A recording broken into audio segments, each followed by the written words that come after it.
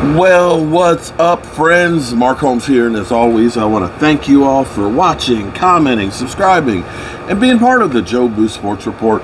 Without you guys, as well as you ladies, you know that this literally does not work. It's the end of Hump Day, and I hope all your Hump Day dreams came true. And for the Cowboys, they got back on the practice field, and today was a great day because everybody, and I mean everybody, except for Jaron Curse, was on the field. We got everybody back from COVID. We haven't had any new cases of COVID, knock on wood, since Friday, Friday, I think, was the last case that we had. So we are good. Keep your fingers crossed that nobody else, oh Lord, I see Roscoe there at the door. He gonna start barking here in a second. Simba came out the door and she was looking at me over here. You know, can a man get a few minutes apiece? Just a few minutes. Good God. Anyway, everybody's out on the field. Now, here's my game plan. If I'm the Dallas Cowboys, I look at San Francisco, and I think they averaged about 24, 25 points a game on the season. We averaged like over 30. I look at their offenses, with the exception of Deebo Samuels and Kittle. They're not a high-scoring offense, okay?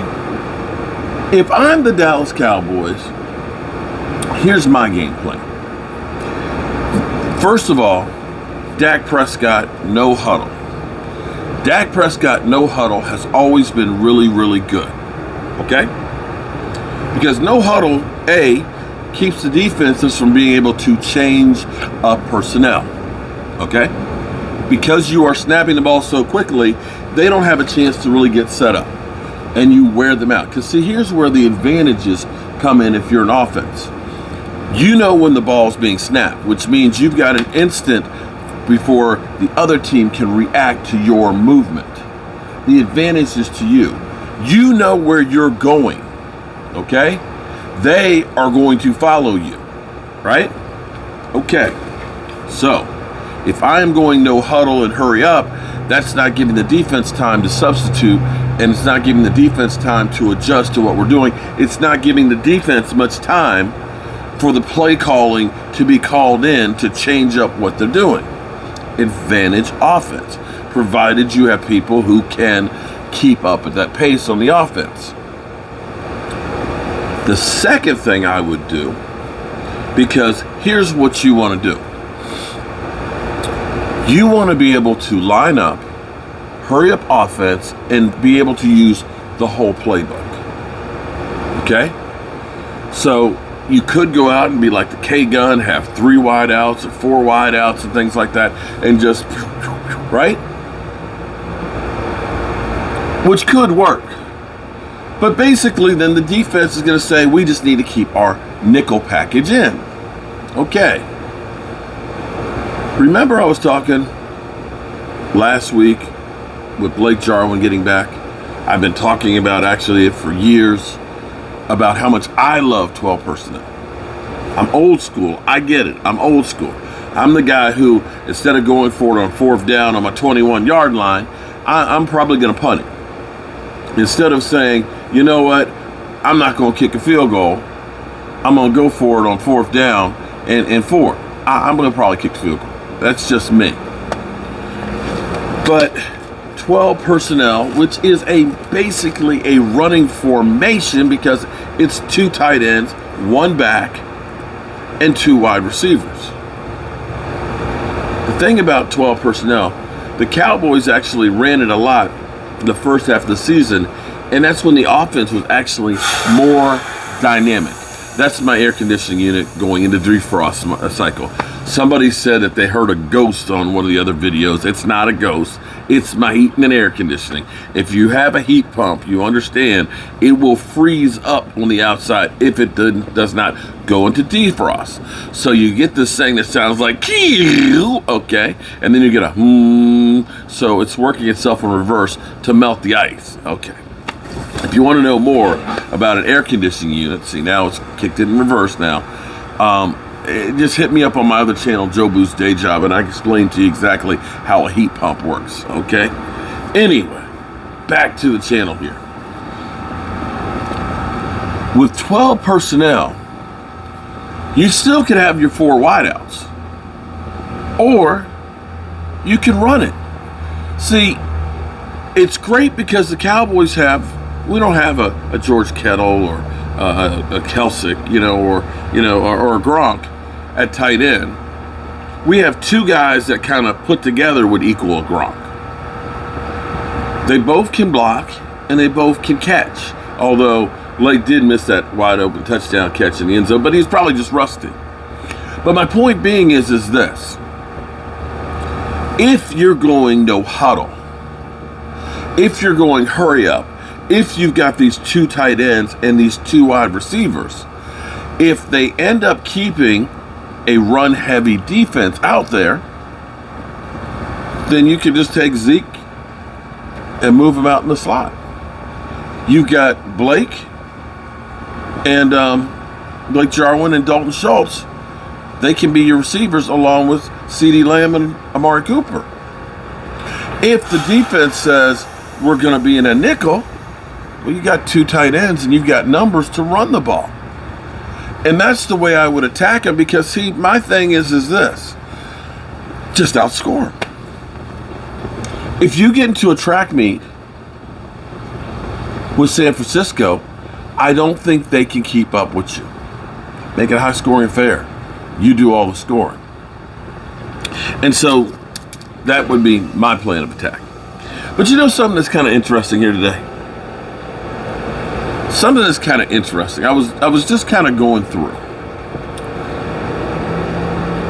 It annoys me how they come up with things and they diss Dak Prescott. And then people will gravitate for it and they will repeat these same things thinking that it's only Dak Prescott. Remember when they had dinking and dunking? Where they made it like a bad connotation? Oh my God, Dak Prescott. I know they're 13-3, but he can't put the ball downfield. He's dinking and dunking down the field. You know what? That was the West Coast offense. Joe Montana ended up being a Hall of Famer by dinking and dunking. That's the true story. Then, of course, when they started throwing the ball downfield, that's empty calories. Have you heard them talk about anybody else dinking and dunking since Dak Prescott? Any other quarterback on a regular basis that they say he's just a dink and dunker? You haven't. Have you heard anybody else being talked about as a garbage time quarterback? Because I got to tell you, Matthew Stafford, yeah. Matthew Stafford with the Lions were always in garbage time. So you could say that Matthew Stafford, most of his career and his yardage are garbage time yardage. But they don't do that. Then, of course, he can't beat teams with a winning record. You know that Aaron Rodgers is 36-43 against teams with winning records? And let's be clear. How many good teams are they in the NFC North? The Lions, they literally went 0-16. The Bears, once in a while they make the playoffs, but they're really not a good team. The Vikings, from time to time, they're okay, but they're not great teams. They've got some cake games in there, much like New England does. And so if Aaron Rodgers is a bad man, and Aaron Rodgers actually doesn't have a winning record against winning teams, it might be because winning teams win more games. There's only a few quarterbacks that actually have a winning record against winning teams. Very few. And since they used that last year on Dak Prescott can't beat winning teams, last I checked, doesn't New England have a winning record? I think they do. The New Orleans Saints, who beat Tampa Bay twice, I think they have a winning record. I think they do. The Chargers, who their coach, young guy, if he would stop going for it on fourth down every damn time and kick a field goal from time to time, he'd actually be in the playoffs. I think they beat that team, and they have a winning record. The frickin' Eagles. The Eagles are 9-8. That's a winning record. Now, if they didn't play the Cowboys, they played somebody else, hadn't had those 2 losses, maybe they're 11-6. But that's a winning record. They beat them twice. So last I checked, that's 1, 2, 3, that's 5 teams this year with winning records that Dak Prescott and the Dallas Cowboys beat. But it's funny because you won't hear that from anybody out there. See, this is the kind of crap that they throw at you, and then people get on the bandwagon. Oh, man, he doesn't win against winning quarterback. Man, he sucks. Well, Aaron Rodgers doesn't. Lord knows Carson Wentz certainly don't. Matthew Stafford, shit. That mother humper, he's like 10%. But anyway, tomorrow's already Thirsty Thursday. Time keeps on slipping into the future. And right now, I'm the oldest I've ever been. And 5 minutes from now, I'll be even older. Damn.